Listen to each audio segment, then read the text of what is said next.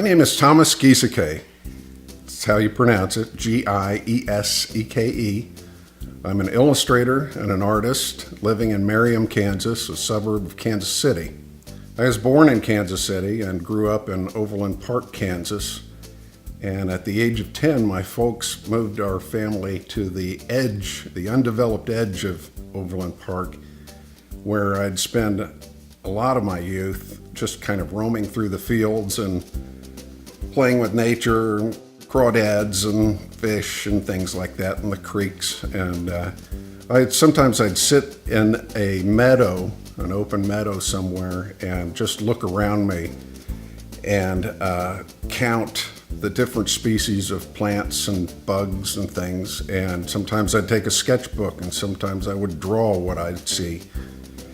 And a lot of that really kind of helped influence what I'm doing now. I'm really fascinated with organic shapes and textures. And another key thing is comic books.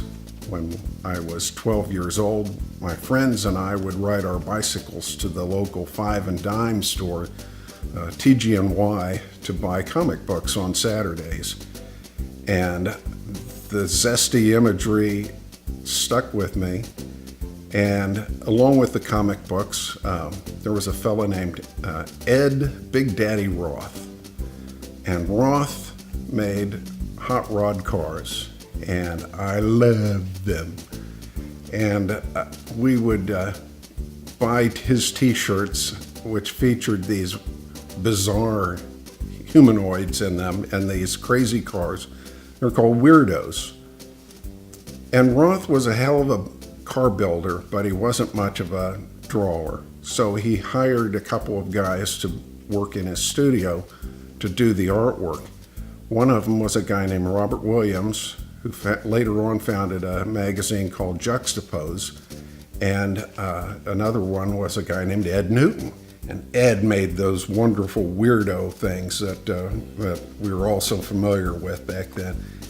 When I was a kid, I drew all the time. I think I grew up at age 2 with a pencil in my hand and constantly drawing. And my dad didn't care much for it, but he didn't really discourage it. When I was in high school, I had absolutely no idea what I wanted to do. But in the back of my mind, I did. I wanted to be an artist. I had absolutely no idea how that was going to happen.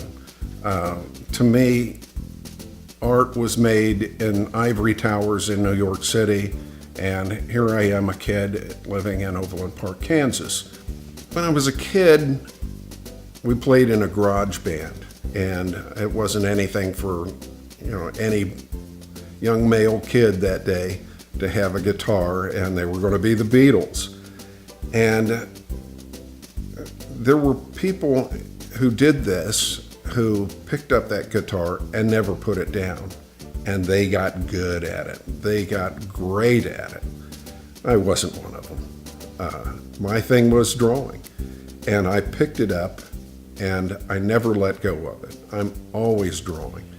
Right after high school, I went to the local community college, floundered around in there for a while, and probably the best thing that could have ever happened to me was listening to the draft lottery results on the radio and finding out that my number was 19.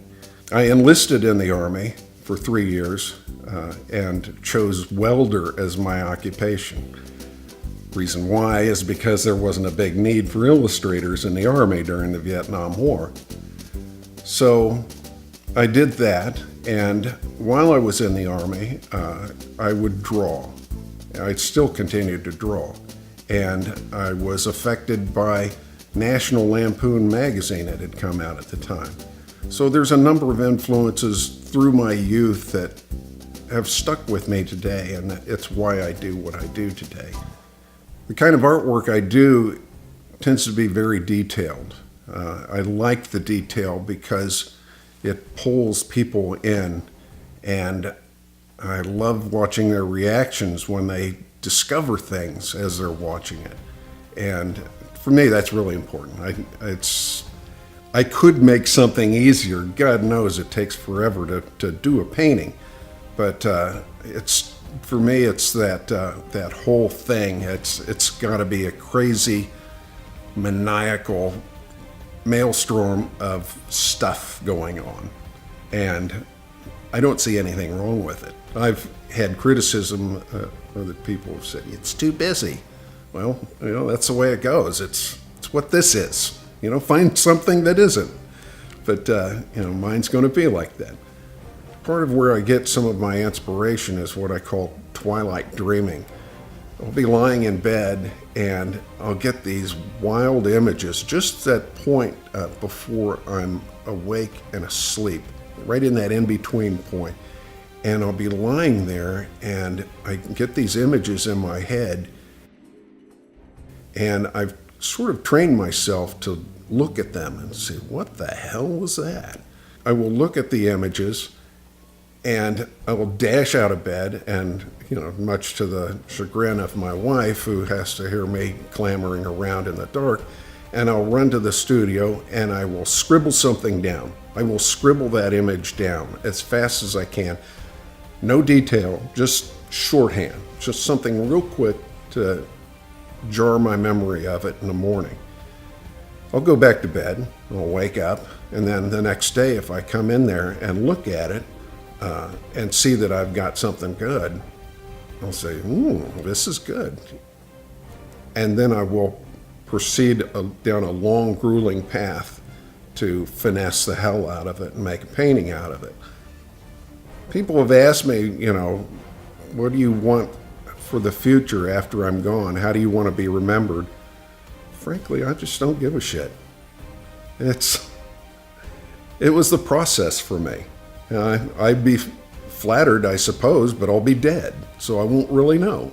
It's just nice when I can go to a gallery and kind of move in through the crowd and people don't know who I am, and listen to some of the people responding.